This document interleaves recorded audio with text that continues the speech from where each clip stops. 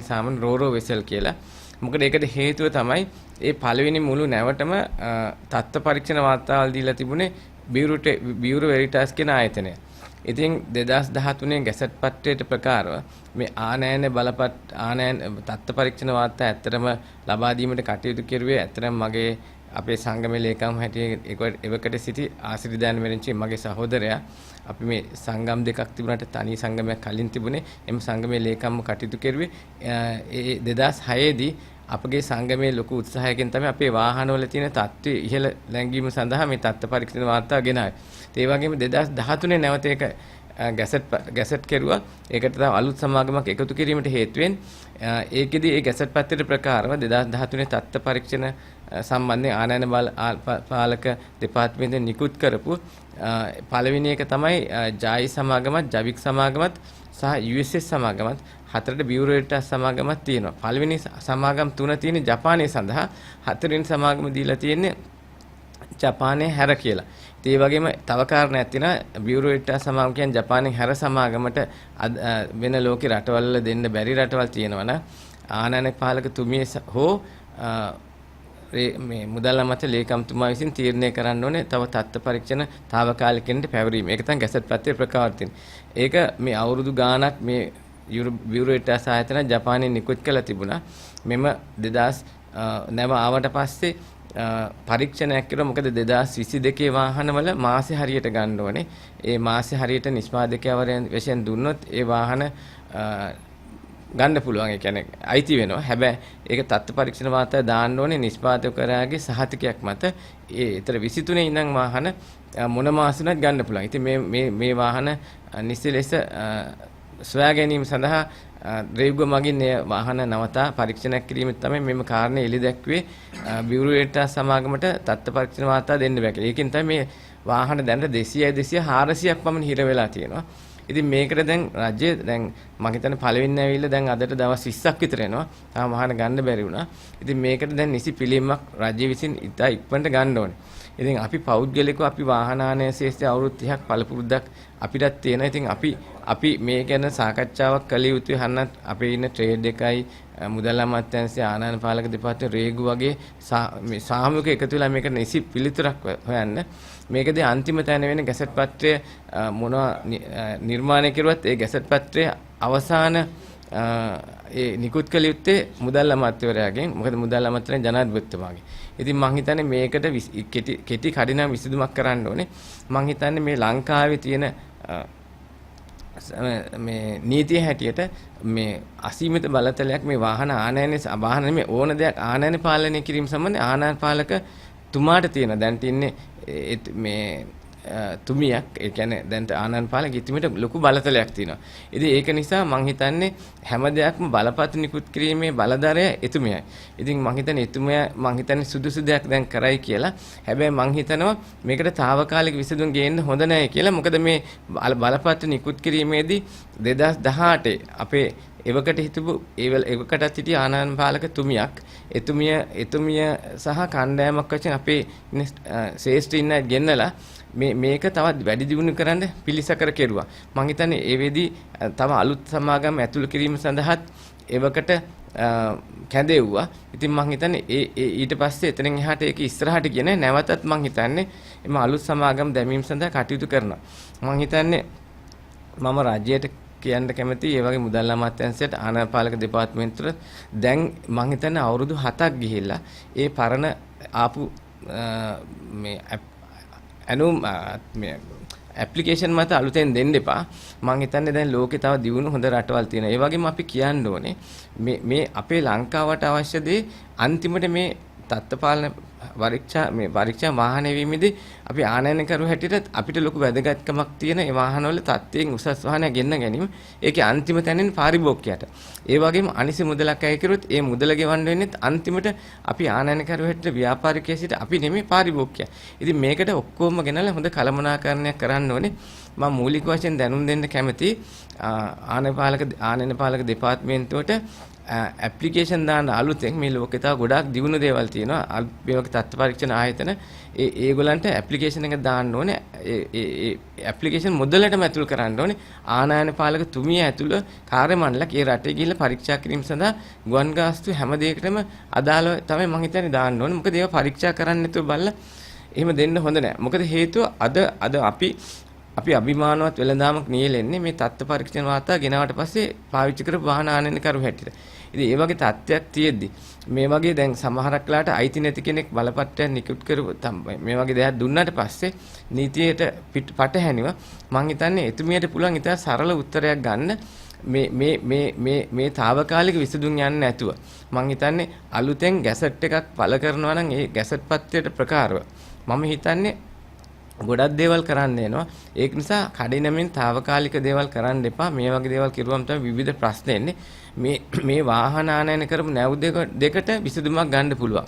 ඒ දෙකට ආනයන පාලක තුමියට මොකද වෙනත් රටකට දෙන සමාගමකට බලපත්‍ර දෙන්න හැකියාව තියෙද්දි ඔවුන්ට සුදුසුකමක් තියෙනවායි කියලා අපි පිළිගන්න පුළුවන්. ඒක නිසා ඒ වුණාට සුදුසු තිබුණාට දෙන්න නියම කරපු නැත් තැනකදී තමයි නිකුත් කළා තියෙන්නේ.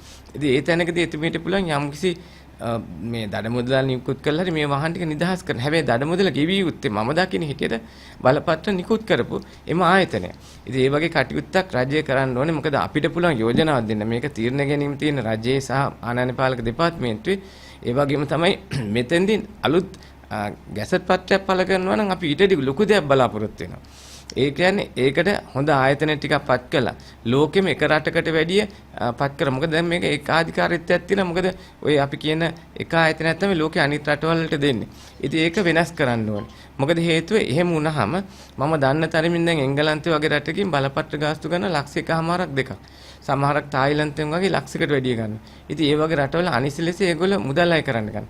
අපි දන්න තරමින් ජපානයේ දැනට බලපත්‍ර ගාස්තු යෙන් 13000ක් ඒ කියන්නේ රුපියල් 26000ක් සමහරක් ආයතන යෙන් 17000ක් ඒ කියන්නේ රුපියල් 35000ක් වගේ අය කරනවා. ඉතින් ඒක තරංකාරීත්වයත් එක්ක තියෙන. ඉතින් ඒ වගේම තමයි 2013 දුන්න බලපත්‍ර දුන්නේ එකෙදිත් අනිසි දෙයක් සිද්ධ වුණා. එක ආයතනයකට ලබා දුන්න ඒක තමුන් මේ වෙන්දේසි ආයතනයක්. ඉතින් ඔවුන්ට එහෙම දෙන්න බෑ. මේක තුන්වෙනි පාර්ශ්වයක් විසින් දෙන්න ඕනේ. ඒක නිසා මේ බලපත්‍ර ලබා දීමේ කටයුත්ත බොහොම බාරදුර කටයුත්තක්. ඉතින් ඒක නිසා මම හිතන්නේ මේ 400ක් වාහන මං හිතන්නේ වරාය හිර වෙලා අද මේ රජයේ බලාපොරොත්තු වෙන ආදායම එනවනේ. මොකද ඕකෙන් වෙන්නේ මොකද්ද? වාහන මිලදී ගන්න එක දැන් බොහොම පස්සට යනවා. මොකද මේ වගේ ප්‍රශ්න ඇවිල්ලා තියෙද්දි මේ ප්‍රශ්න සමතයටපත් වෙන්න ඕනේ. ඉතින් මම කියනවා මේකෙදි රේගුව වුණත් බොහොම අපහසුතාවයටපත් කරන මේ නිලධාරීන්ට අපහසුතාවයටපත් වෙනවා. මොකද හරි තීරණ නැතුනහම මොකට ඔවුන්ටත් බෑ හරි පිළිවෙලක් නැතුව මේක නිකුත් කරන්න. මොකද එහෙම දුන්නොත් ඔවුන්ට අද ප්‍රශ්න ගොඩයි. මොකද දැන් අද අපි දන්නවා රජයේ වුණත් ඇමතිගොල්ලෝ කිසිම තීරණ ගන්න නැහැ. නිලධාරීන්ගේ අතට තමයි හැමදේම දීලා තියෙන්නේ. එතන නිලධාරීන්ට අසරණයි. තීරණ ගන්න නැති තැනක වගකීම තියෙන 100%ක් නිලධාරීන් අත. ඒ වගේම තමයි හරි විදිහට සොයා බලන්න නැතිව කටයුතු කරුවොත් ඕන්ටත් බොහොම අපහසුතාවලටපත් වෙන්න වෙනවා.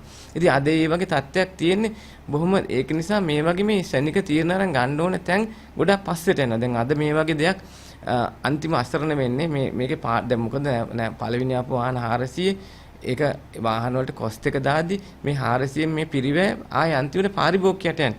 මොකද 400ක් තමුගේ පෞද්ගලික වරදක් වෙලා එම වාහන ගද්දි පරක්කු වුණොත් ඒක තමුන් පාඩු දරා ගන්න. මේක පොදු වෙච්ච දෙයක් නිසා ඒ පිරිවැයන්නේ පාරිභෝගිකයන්. ඉතින් මේට ගැන කටයුතු කරන්න ඕනේ. ඒ වගේම අපි කියන්නේ මේ ආනයන පාලක දෙපාර්තමේන්තුවේ අලුතෙන් ගැසට් පත්‍රයක් අපිට ආරංචි නිකුත් කරන්න යනවා කියලා. එහෙම නිකුත් කෙරුවොත් ඒකෙන් රජයත් අපහසුතාවයට පත් වෙනවා. ඊට වැඩි සර්ව තීන්දුවක් කරන් මේ වාහන ටික එළියට දෙන්න කියලා මම ඉල්ලා සිටිනවා. අපිට ඊළඟ ලොකුම ප්‍රශ්නේ තමයි දැන් සමහරක් වාහන ලංකාවට එනවා ජපානයේ බැංකු වලින් ණය ලිපි පිළිගන්නේ නැහැ. ඉතින් ඒ සම්බන්ධයෙන් අපි සංගමයේ යෝජනාවක් දුන්නා මේ මුදල් අමාත්‍යාංශයට සහ ආනයන පාලක දෙපාර්තමේන්තුවට 2013 මේ තත්ත්ව පරීක්ෂණ වාර්තාවේ ගැසට් එකේ යොදලා තියෙනවා බැංකුවටම කොළ දෙන්න ඕනේ බැංකුවක් කරා එන්න කියලා. ඉතින් අපි විමසීමක් කරුවා මේ ලංකා ප්‍රධාන පෙළේ බැංකුවල ප්‍රධානින්ගෙන් ණය ලිපියක් සාමාන්‍ය එහෙම අවශ්‍යතාවයක් නැහැ පුළුවන් ඒක බැංකුවකින් කෙලින්ම එවන්නේ. ඒ වගේ තියෙන එක ක්‍රමවේදයක්. ඒතර මේ ප්‍රශ්නේ විසඳුමක් තියදී විසඳුම හදන්න ඕනේ. ඒකෙදි කරන්නේ මේ ගැසට් පත්‍රේ අපි කිව්වාගේ අලුත් කරද්දි මේක අයින් කරන්න වෙනවා. ඒ වගේම අපි කියන්න ඕනේ ඊළඟ එක තමයි ජපානයේ මේ අපි ණය ලිපියක් එහෙට ඇරියාම මේ ඒක ඇඩ්වයිස් කරනවා කියන්නේ ඒක වුන් ලබා දෙන එක කරනවා. නෙගෝෂিয়েට් කරනවා කියන්නේ ලියවිකිලි අරගෙන එවන එකයි කරන්නේ නැත්තේ. දැන් මේ ගොඩක් මේ වාහන ආපු නැව්වල මේ පළවෙනි නැවේ නෙමෙයි දෙවෙනි නැවේ සමහරක් වෙලාවට දැන් වාහන ලංකාවට ඇවිල්ලා බැංකු වලින් ලියවිකිලි බාර ගන්න නැත්තක් යන. ඉතින් ලොකු ප්‍රශ්නයක දැන් මැදිහලා එන මේ වගේ ගොඩක් ප්‍රශ්න තියෙනවා මේ ලංකාවේ 2020 දී අපි රජයට කිව්වා මිලියන ඩොලර් මිලියනක් වගේ තිබුණ මුදලක් මේ ගෙවන්න එදා ආනයන වළක්වාදී පහුගිය ණයවලට ගෙවීම නැවැත්තුවා. ඒ ගෙවීම නවත්තලා ඒ ගෙවන්න එපයි කියලා. ඒක නිසා අපේ බැංකු පද්ධතියට ලොකු හානියක් වුණේ වෙලේ අපකීර්තියක් ඒ අපනයනකරුවන්ට ලොකු ප්‍රශ්නයක් ආ උන්ට මුදල් ගෙවලා තිබුණ උන්ගේ අපනයනකරුවන්ට බැංකු වලින් ඒතර මේ මුදල් අය කර ගැනීම ප්‍රශ්නත් එක්ක හරි තරයි. ඒක නිසා සමහර බැංකු ලංකාවේ ණයලිපි පිළිගන්නේ නැහැ. පහුගිය කාලේ වෙනත් බැංකු හරහා තමයි ණයලිපි අරින්න සිද්ධ වුනේ. ඉතින් විවිධ ක්‍රම හොයාගත්තේ හේතුවත් තවත් හිර වෙච්ච ගොඩක් තියෙනවා. ඉතින් මේකට සරල විසඳුමක් තමයි අපි යෝජනා කරේ සංගමයෙන් මේ තියෙන ගැසට් පත්‍රයේ තියෙන ওই කොන්දේසි ඉවත් කරුවොත් බැංකු නීතිය අනුව අපිට කරගෙන යන්න පුළුවන්. ඒක කරන්න කියලා කරුණාකරලා මේ වගේ තීන්දුව තියෙන කරුණාකරලා දැන්වත් අපිට ගන්න කියලා රජයට යොදලා කරනවා. අවසාන වශයෙන් අහන්නේ දැන් මේ තාමත් අපේ වාහන දැන් ආනයන කරනවා. දැන් නැව් දෙකක් තාම ඉහිර වෙලා තියෙනවා. දැන් මේ අපේ දැක්ක මාකට් එකේ වාහන තියෙනවා කියලා. තාමත් පරණ වාහන 7-5කින්වත් අඩු වෙලා නැහැ. දැන් ඒක තමයි තියෙන ලොකුම ප්‍රශ්නේ.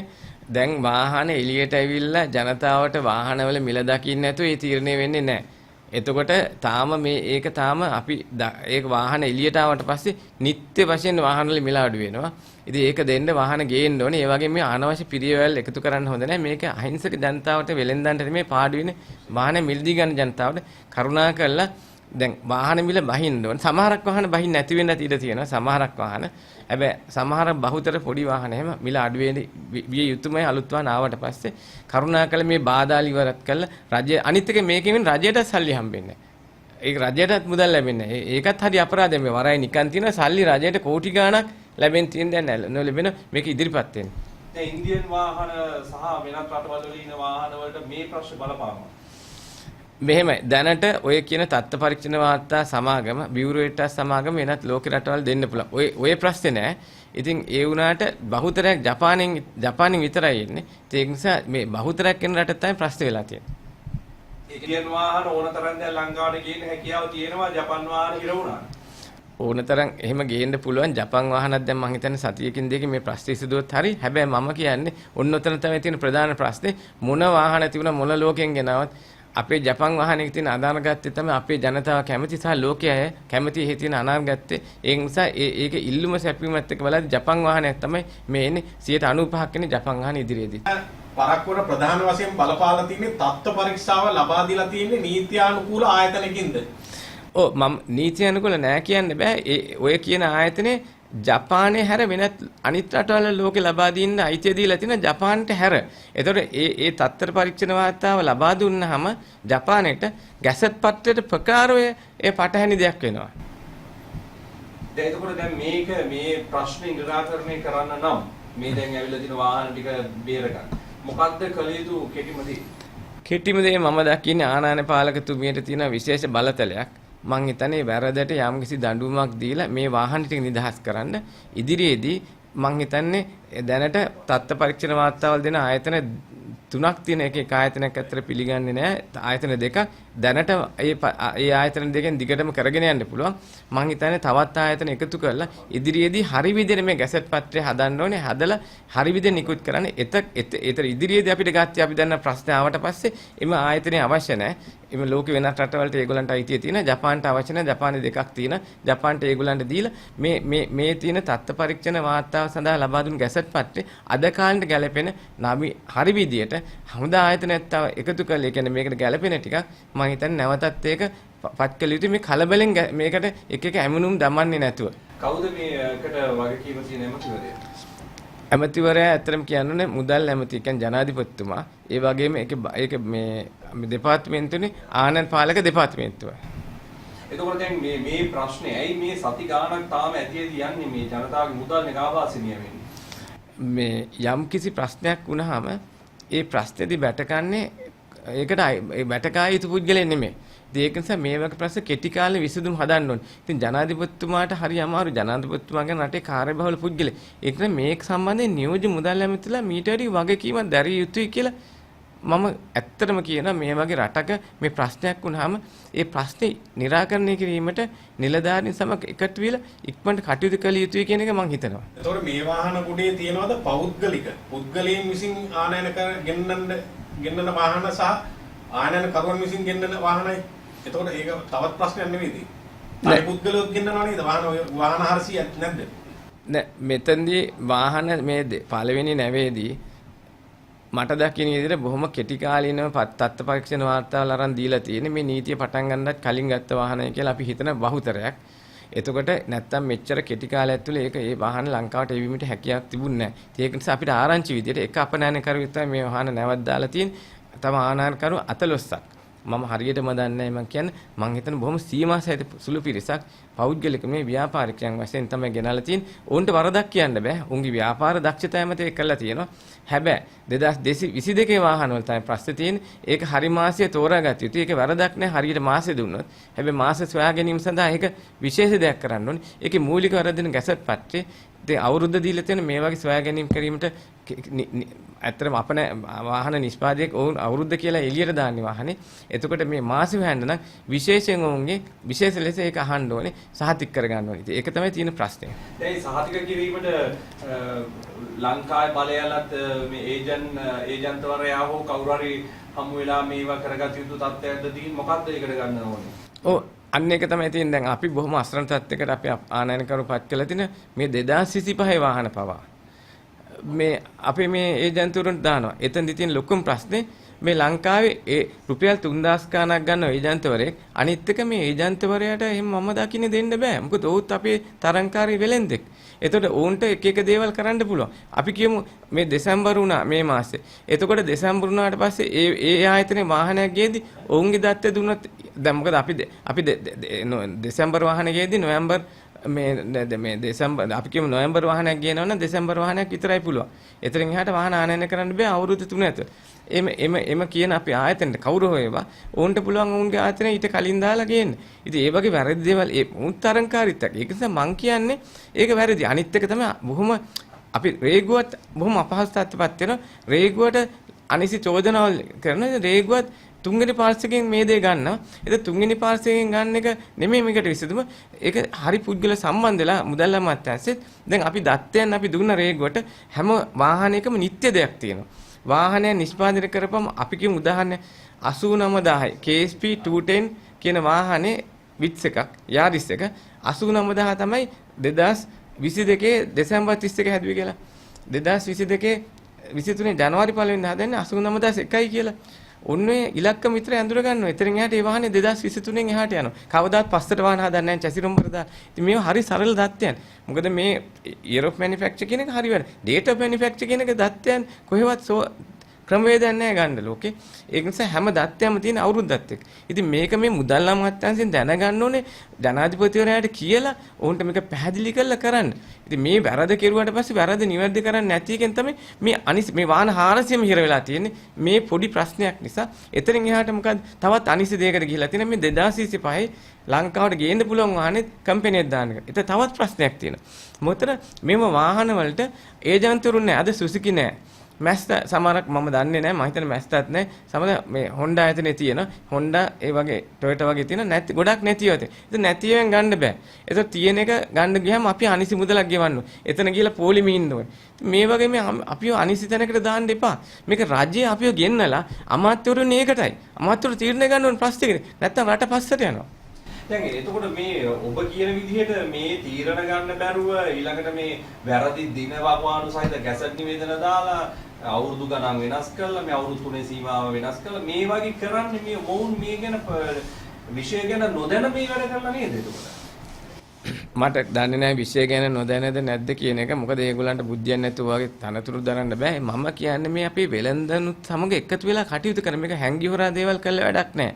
මොකද අපි දැනගන්න ඕනේ මෙතෙන්දී මේ අවුරුද්ද දැම්මහන් පස්සේ ඔළුවේ වෙන මතයක් තියෙන පළවෙනි ලියාපදිනේ බැහැර කරද්දී ඔප්ෂන් වල මාසෙ තියෙනවා. ඒක හිතුවේ මේ මාසෙ ගන්න පුළුවන් කියලා. එතකොට තව එකක් තමයි මේ වාහනේ මේ විදිහට අවුරුද්ද හදද්දී මාස ගාණක් වැඩි වෙනවා ආනයන සීමා. අපිට ජනාධිපතිතුමාත් කව අවුරුදු 5ක් ගේන්න දෙන්න කියලා. මොකද අවුරුදු 3කට වැඩි වෙනවා ජපානයේ මිල බහින්. මේ හැම දෙයකම විසඳුමක් මේක. එතකොට මේක හරීම දැන් මේ ලෝකේ පළවෙනි ලියාපදිංචි දිනේ අපනයන කරන රටෙන් ගන්න ගියාම මේ සමහරක් සහතිකවල නිවැරදිතාවයක් නැහැ. වාහනයක චැසි නම්බරේ අවුරුද්ද කියන එක ඒක නිත්‍ය දෙයක්. ඒක කාටවත් බොරු කරන්න බෑ. ඉතින් මේ වගේ හරි දේවල් තියෙද්දි අනිසි වැරදි දේවල්ට ගිය තමයි මේ ප්‍රශ්නේ තියෙන්නේ. දැන් මේ විදිහට මේ වසර 3 සීමාව නැවතත් ඔබ කියන හැටියට මේ සියලු දේ බලපාලා තියෙනවා. එතකොට මේ සිද්ධිය මෙහෙම වෙන්නේ සාමාන්‍ය මිනිස්සුන්ට වාහනයක් ගන්න තියෙන අවස්ථාවත් ඇහිරිලා සල්ලි තියෙන මිනිස්සුන්ට වාහන ගීමේ පහසුකම ඇති වුණා නේද? ඔය දැන් ලොකු ප්‍රශ්නයන්නේ ඕක ලොකු දැන් වෙලෙන්දොත් බොහොම අපහසුයෙන් ණය වෙලා තමයි වාහන ගන්නේ බැංකුවල. එතකොට උන් බැංකු පොලිය ගවන්නේ මේ වාහන අරන් එළියට විකුණන්නේ. ඉතින් ඒ වගේම ජනතාවත් බලන් ඉන්න තමුගේ වාහන විකුණලා වාහනයක් ගන්න. ඒක ඕන්ට දුවන්න වාහනයක් නැහැ. සාමාන්‍ය මේ වගේ ප්‍රශ්නයක් ආවම ඉදිරිපත් වෙන්න ඕනේ. දැන් අපි ගොඩාක් ස්තුතිවන්ත වෙනවා ඊයේ පෙරේද රේගු අධ්‍යක්ෂතුමා බොහොම හොඳ දෙයක් කරා. මම හිතන්නේ මෑත කාලේ කරපු හොඳම දේ කියලා මම කියන්නේ. අපි මේ ට්‍රේඩ් එකේ ඉන්න අපනයන සමාගම කියන්නේ shipping lines යාපුලික් කරන වෝෆ් ක්ලාක්ලා ආනයන කරුවා ඕන කෙනෙක් සම්බන්ධ වෙන්න කිව්වා. ඔඩිටෝරියම් එකක් තියෙනවා 11 දින තට්ටුවේ රේගුවේ ඒකට ගෙනාව 400ක් විතර.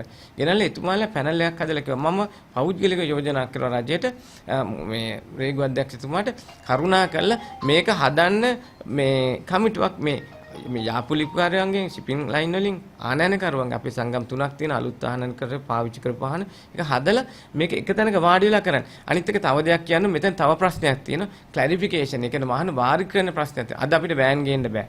දැන් වෑන් එක ජනතාවට ගන්න බෑ. ඒ වගේම තව තියෙන සමහරක් වාහන ඉලෙක්ට්‍රික් ගන්නට යනවා. ඒකේ බදු වෙනස්. එතකොට ඒක තාම හදලා නැහැ ටැරිෆ් එක. ඒක දැන් අනිත් ඒවා වාහන හදලා තියෙන එලියන් ග්‍රිඩ් එකෙන් charge වෙන ඉලෙක්ට්‍රික් වාහන සඳහා හැදුවට ඉලෙක්ට්‍රික් වාහන ඒ එලියන් ග්‍රිඩ් charge වෙන්නේ නැති වාහන සඳහා නැහැ. ඒ වගේම තව වාහන තියෙන හයිබ්‍රිඩ් ගණයට වැටෙනවා. ඒවා ගණ පිළිගන්නේ නැහැ. ඉතින් මේ වගේ දේවල් ගොඩාක් දැන් ප්‍රශ්න තියෙනවා. දැන් මේ අවුරුදු 5ක හරි මේ වගේ ප්‍රශ්න එද්දි මීටරි අපිට අවස්ථාවක් දෙන්න ඕනේ.